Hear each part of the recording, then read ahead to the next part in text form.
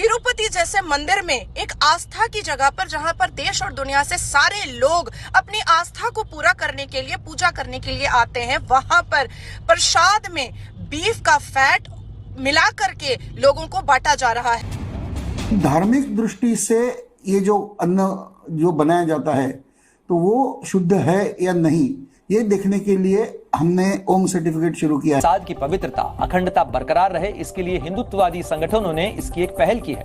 हलाल सर्टिफिकेशन की तर्ज पर त्र्यंबकेश्वर मंदिर में ओम प्रतिष्ठान के रंजीत सावरकर ने साधु महंतों की मौजूदगी में ओम सर्टिफिकेट जारी किया है। हमको मालूम पड़े कि हिंदू का होटल है तो मतलब अपन आएंगे इधर, दूसरा हो तो नहीं जावे।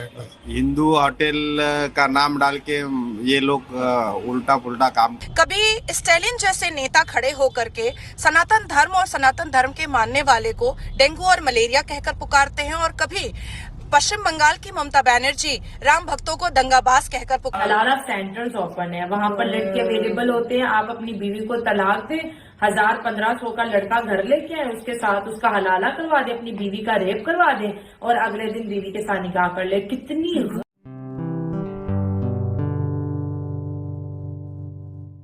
नमस्ते दोस्तों, जय हिंद। निक न्यूज बर्नर की रिएक्शन वीडियो में आप सभी का स्वागत है। दोस्तों, भारत में ओम सर्टिफिकेट लागू हो चुका है और ओम सर्टिफिकेट लागू होने से जिहादियों की नींद उड़ चुकी है और दिन का चैन भी खो चुका है। और इस सर्टिफिकेट के लागू होने से जो जिहादी हिंदुओं के साथ धोखाधड़ी कर रहे थे और उनको धोखे से गलत चीज़ें खिला रहे थे, गलत काम कर रहे थे उनके साथ, अब वो नहीं कर पाएंगे और इसी ओम सर्टिफिकेट से उनकी परेशानी बढ़ चुकी है। दरअसल बात यह है कि दोस्तों, महाराष्ट्र में एक संस्था है ओम, उन्होंने एक ओम सर्टिफिकेट लॉन्च किया है और इस सर्टिफिकेट के थ्रू ये जानकारी मिलेगी कि खाना कितना शुद्ध है और उसमें डाले जाने वाले पदार्थ कितने शुद्ध हैं, कितने साफ़ सुथरे हैं। दोस्तों, आप किसी रेस्टोरेंट में खाना खाने जाते हैं तो इस सर्टिफिकेट से आपको ये पता चलेगा कि वो खाना कितना शुद्ध है और उससे आपको कोई बीमारी तो नहीं होगी, वो आपके शरीर के लिए, आपकी सेहत के लिए कितना लाभदायक है, ये ओम सर्टिफिकेट से आपको पता चल जाएगा। और जिस भी रेस्टोरेंट या होटल में ये ओम का सर्टिफिकेट लगा है तो आपको इससे ये पता चल जाएगा कि यहाँ का खाना शुद्ध एवं सुरक्षित है और इससे आपका धर्म भ्रष्ट भी नहीं होगा। दोस्तों, इस सर्टिफिकेट को लागू करने का सिर्फ एक ही मकसद है कि जो लोग अपने धर्म के अनुकूल चल रहे हैं और किसी रेस्टोरेंट में या कहीं जाकर बाहर खाना खा रहे हैं तो उस खाने में ऐसी मिलावट तो नहीं और कोई खाना ऐसा अशुद्ध खाना तो नहीं है जिससे कि उनके धर्म का पतन हो रहा हो। ये सर्टिफिकेट बस इसको ये दर्शाएगा कि ये शुद्ध और शाकाहारी खाना है।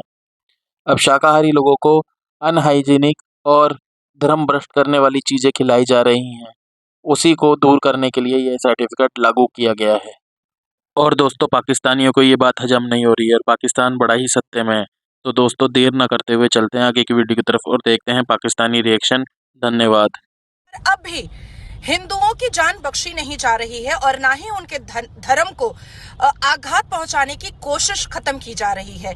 कभी स्टालिन जैसे नेता खड़े होकर के सनातन धर्म और सनातन धर्म के मानने वाले को डेंगू और मलेरिया कहकर पुकारते हैं, और कभी पश्चिम बंगाल की ममता बनर्जी राम भक्तों को दंगाबाज कहकर पुकारती हैं, और कभी खुले आम 12 वफात में गुस्ताखे रसूल की सजा सरतन से जुदा का नारा लग जाता है, और कभी कन्हैया जैसे बेकसूर लोगों का गला रेत दिया जाता है गुस्ताखे रसूल की सजा पर।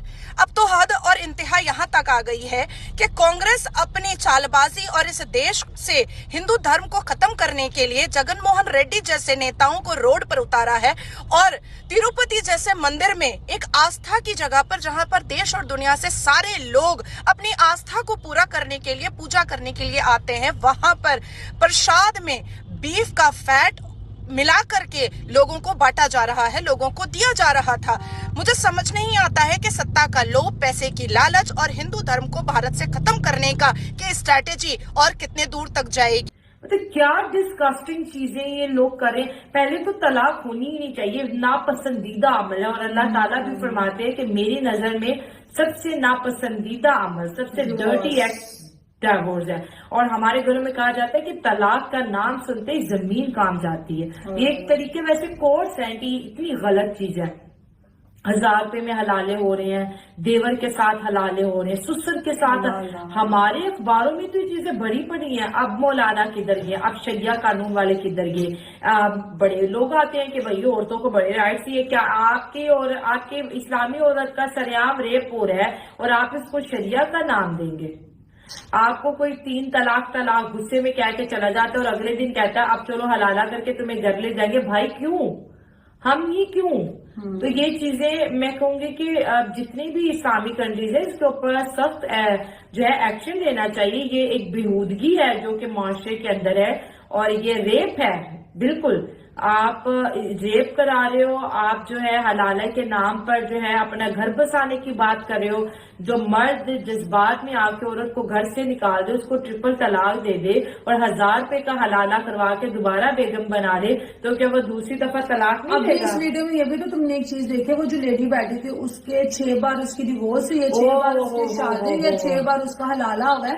तो पता नहीं वो औरत कितनी को मजबूर होगी जो अपने शोहर की इस जुल्म को बर्दाश्त कर रही है। और इस्लामिक देखें कि वो बुरखे में उसकी आंखें तक नहीं नजर आ रही। तो इससे तो यही आइडिया होता है कि औरत तो बहुत ही अच्छी होगी, लेकिन वो जो आदमी मुझे लगता है कोई मेंटल किस्म का होगा जिसे गुस्सा आया तो डिवोर्स दे दी। मैं होस्ट के सवाल से बड़ा डिसएग्री करती हूँ। इस्लाम धर्म नहीं है, ये रिलीजन है। धर्म एक ही है, सनातन। आप कहते हैं इस्लाम धर्म, धर्म और रिलीजन में बड़ा फर्क है। अब रिलीजन इस्लाम 1400 साल पहले आया, धर्म 10,000 साल पहले आया। कई किताबों में प्रिडिक्शन है ये 1 लाख साल से पहले। तो आप कैसे रिलीजन को धर्म कह सकते हो? धर्म आपका बिहेवियर है टुवर्ड्स अदर थिंग, और रिलीजन क्या है? आपको ऑर्डर्स ओबे करने पड़ते हैं।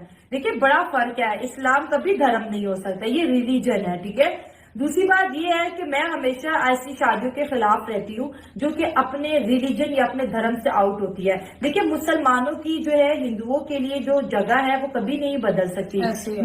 मैं एक मुसलमान हूँ, मैंने बहुत सी चीजें पढ़ी है, मेरी सोच बदली है। मैं कहती हूँ कि यार सनातन धर्म की तो हम इस वजह से रिस्पेक्ट करते हैं, सबसे ओल्डेस्ट, और ये तो अपनी जुबान के जायके के लिए भी किसी को नहीं मारता। ये एक मुर्गी नहीं खाते, ये एक जानवर नहीं खाते। क्यों? कहते हैं कि भाई हम अपने जुबान के स्वाद के लिए किसी को क्यों मारे? तो आपको क्या नुकसान पहुंचाएंगे? जो पत्ता तोड़ने से पहले दरख्त से क्षमा चाहते हैं वो आपको क्या नुकसान पहुंचे? तुम लोगों को वो क्या कहते हैं? वो भगवानों की पूजा करे, वो 36 भगवानों की पूजा करिए, वो 36,000 भगवानों की पूजा करे, आपको उससे क्या इश्यू है? आप तो एक अल्लाह को मानते हो ना। आपने अपनी कब्र में जाना, उन्होंने अपने नर्क या स्वर्ग में जाना। मतलब या तो हो ना उनके पूजा करने से आपकी कोई नेकियां कम हो रही हो। तो ये एक जहालत है, इसको सबसे पहले खत्म होना चाहिए। दूसरी बात ये कि मुसलमान लड़के से जब भी कोई हिंदू लड़का शादी करता है उसका तो जीना हराम हो जाता है। कोर्ट, उसके किडनैपिंग के केस, गुंडे, उसको तरह तरह की धमकियां, सब तन से जुदा। आप अपनी बेटी को तो पहले संभालो। आप किसी के बेटे की जिंदगी बर्बाद करते हो, उसका पूरा परिवार मुश्किल में जाता है। आप पहले अपनी कहते हैं ना अपने घर की लड़की को पहले लगाम दो। अगर आपकी बेटी खुश है और वो चली गई तो फिर आप उस रिश्ते को क्यों नहीं सेट इस केस में ये चीज भी तो देखो ना, वो लड़की कह रही कि मेरे बाप ने मुझे खुद लड़के की आपको कर गया है। मेरी अम्मी भी एग्री थी, मेरा बाप भी एग्री था। दोस्तों अगर आपको हमारी वीडियो पसंद आई है तो प्लीज़ लाइक ज़रूर करें और साथ में शेयर करना ना भूलें। और साथ ही दोस्तों ऐसी ही लेटेस्ट वीडियो देखने के लिए हमारे चैनल को सब्सक्राइब करें, साथ ही बेल का आइकन जरूर दबाएं ताकि सबसे पहले आपको हमारी वीडियो की नोटिफिकेशन मिल सके। धन्यवाद।